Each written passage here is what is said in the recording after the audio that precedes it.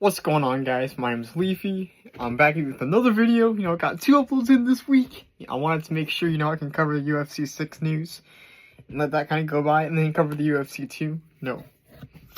Are we serious right now? The Undisputed 2 news, man. Ash dropped some good things. Fanatico dropped some good things, and I want to cover those in today's video. So without further delay, let's jump into it.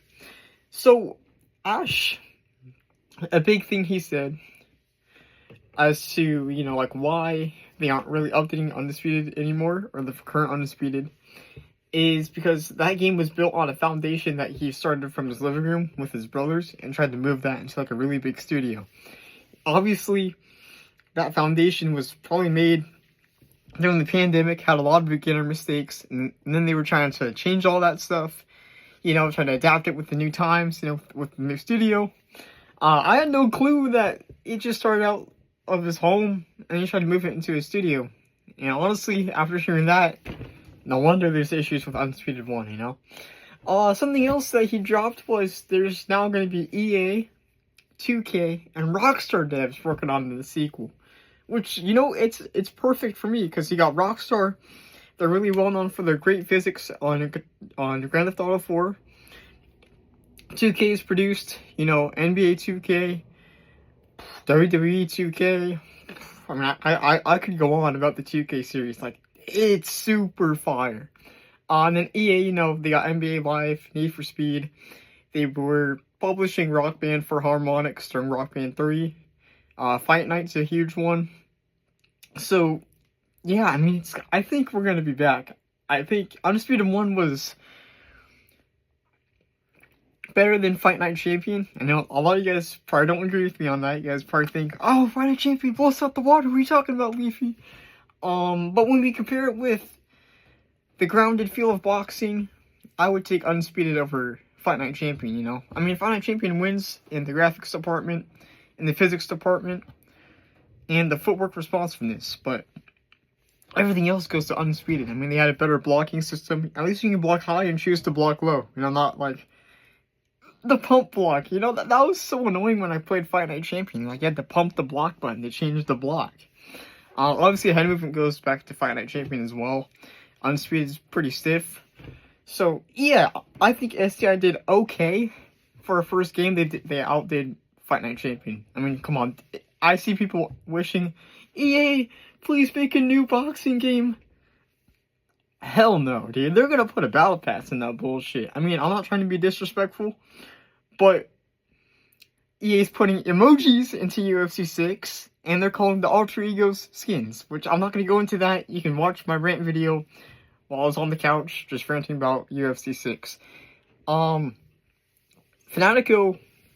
shared his experience, and I like what he said, He said this new game has nothing from Undisputed 1 in a great way. There's new features like slipping while moving, real facial animations during the fight, and more range of motion on the head movement. So you actually get to the side here, pull back, and then really roll under the shots. I feel like SCI really is taking into account everything they messed up on for Undisputed 1. A lot of people are saying, oh, they're just a bunch of greedy scumbags. They're not going to listen to us. And they're saying, oh, don't make a second game. But, EA made a crappy boxing game, Fight Night Round 2. That was pretty crappy, right? They came back strong in Round 3. So don't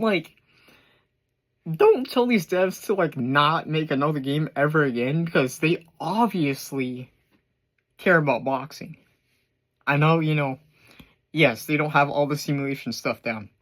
As a guy who's gotten into the space and followed what people are saying, yeah, there's not a bunch of simulation aspects, and it's broken.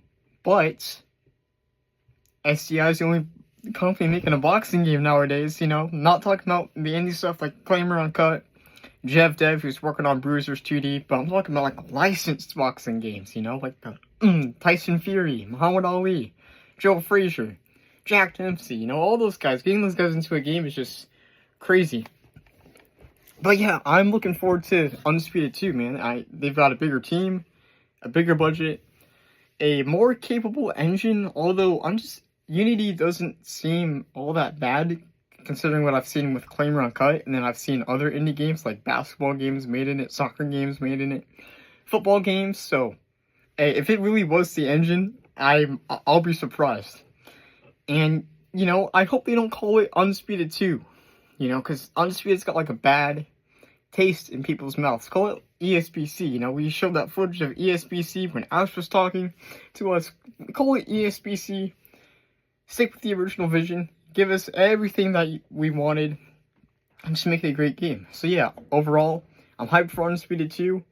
I hope the team, you know, really locks in on this. Pulls in like a small group of people full of boxing fans, boxing historians, hardcore boxing fans, and then content creators. You know, some people say leave the content creators out, but there are some that I like. You know, like okay, now I'm looking like an idiot. Boxing Fanatico, Box Size View. You know, those guys are for sure, you know, knowledgeable with the boxing. The Beast Magavi, I've seen his videos. Those are pretty good. You know, obviously he's got some controversial takes, right? But at the same time, he knows his stuff about boxing, of course.